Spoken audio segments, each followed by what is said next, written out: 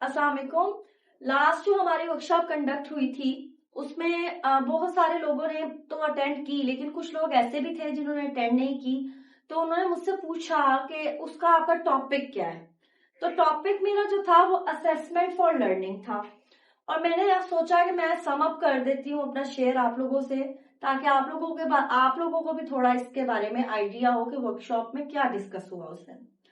और आपको पता है कि असेसमेंट जो है वो एक टर्म है जिसको हम एज ए टूल यूज करते हैं, लेकिन हम स्टूडेंट को उसमें जज नहीं करते कि वो कहाँ लाइक कर रहा है। हम बल्कि उसके थ्रू बच्चे की लर्निंग को इम्प्रूव करते हैं। वो असेसमेंट जो एज ए टूल हम यूज कर रहे हैं वो स्टूडेंट की लर्निंग को इम्प्रूव करने के लिए यूज किया जाता है, ना कि उसको हम जज करते हैं कि वो वीक है, कितना वीक है और कितना ही उसकी स्ट्रेंथ है, किस किस लेवल पे वो लाई कर रहा है। हम ऐसा कुछ भी उसमें से जज नहीं करते। और इसी तरह इसकी टाइप्स भी हैं असेसमेंट की। असेसमेंट की टाइप्स, फॉर्मेटिव टाइप सबसे पहले आती है। और फॉर्मेटिव टाइप जो है उसका मतलब क्या है, उसका मकसद क्या है? उसका मकसद ये है कि जब हम ड्यूरिंग लेक्चर बच्चों को हम जब लेक्चर डिलीवर कर रहे होते हैं तो उसमें क्या बच्चे सीख रहे हैं। तो हम ड्यूरिंग लेक्चर हम बच्चों से जो क्वेश्चनिंग करते हैं और प्रियोर नॉलेज को यूज करते हैं, उनसे पूछते हैं, उसके बारे में क्वेश्चनिंग होती है, तो ये फॉर्मेटिव असेसमेंट होती है। सेम इसी तरह समेटिव असेसमेंट इसकी सेकंड टाइप है। और इसको हम किस तरह यूज करते हैं? इसको हम एंड ऑफ लेक्चर यूज करते हैं, यानी लास्ट में। समेटिव का मतलब ये है कि इसको अगर आप माइंड में इस तरह सेट कर लेना कि समेटिव, समेटना, यानी एंड पे लेक्चर के बिल्कुल लास्ट में जो हम क्वेश्चनिंग करेंगे, जो हमने बच्चों को स्टडी करवाया है, जो हमारा टॉपिक है उससे रिलेटेड जो एंड पे। अब जैसे फॉर्मेटिव है वो प्योर नॉलेज है जो हमने पहले प्रीवियस करवा दिया, या हमने भी स्टार्टिंग की बच्चों को देखने के लिए कि वो एक्टिव कितने हैं, उसमें इन्वॉल्व कितने हैं। लेकिन समेटिव जो है वो एंड पे आप अपना अपना लेक्चर देने के बाद बच्चों से जब क्वेश्चनिंग करते हैं तो वो हमारा समेटिव आ जाता है। ठीक है, उसको समेटना कहते हैं, समेटिव। इसी तरह एक और टाइप है हमारी असेसमेंट से रिलेटेड, जो कि डायग्नोस्टिक असेसमेंट है। डायग्नोस्टिक यानी हम डायग्नोस करते हैं कि मसला क्या चल रहा है। लेकिन ये जाहिर बात है स्टूडेंट हर तरह से डिफरेंट होते हैं, उनके माइंड सेट अलग है, उनके बिहेवियर अलग है, उनका सब कुछ डिफरेंट है। तो उससे रिलेटेड हम देखते हैं कि स्टूडेंट कौन सा वीक है, और वो हम उसको शो नहीं करते कि तुम वीक हो या तुम इस चीज में एक्टिव नहीं हो या तुम्हारे यहाँ पे कोई प्रॉब्लम आ रही है।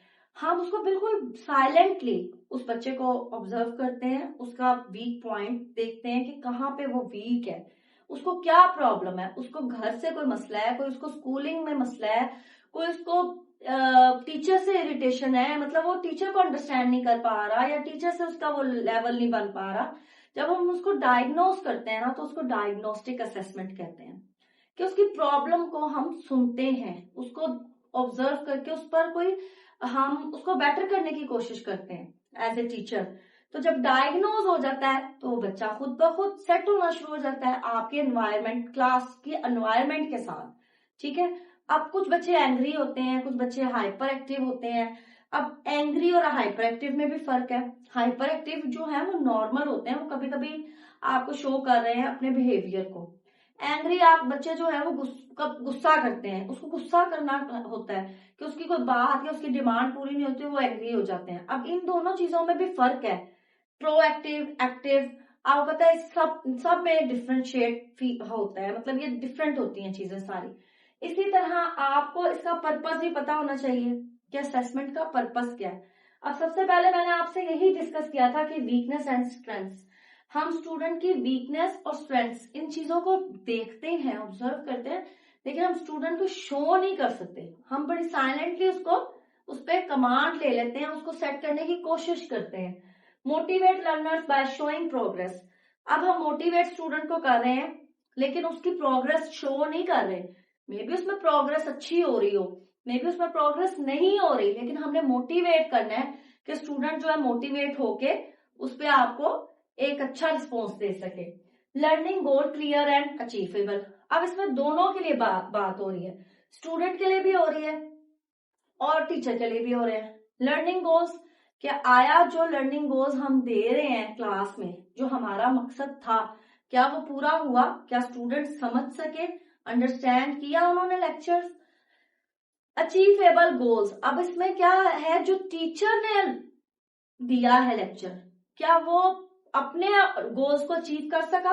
कि हाँ उसने ये लेक्चर दिया तो क्या बच्चों ने उसमें से कितना सीखा? 80%, 70%, 60%?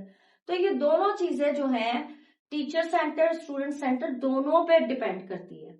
यानी एक तरफ नहीं चलती, यानी एक तरफ स्टूडेंट्स की लर्निंग के गोल्स है, एक तरफ टीचर के लर्निंग के गोल्स हैं कि स्टूडेंट ने कितना सीखा और टीचर ने कितना सिखाया। तो ये हमारी असेसमेंट थी।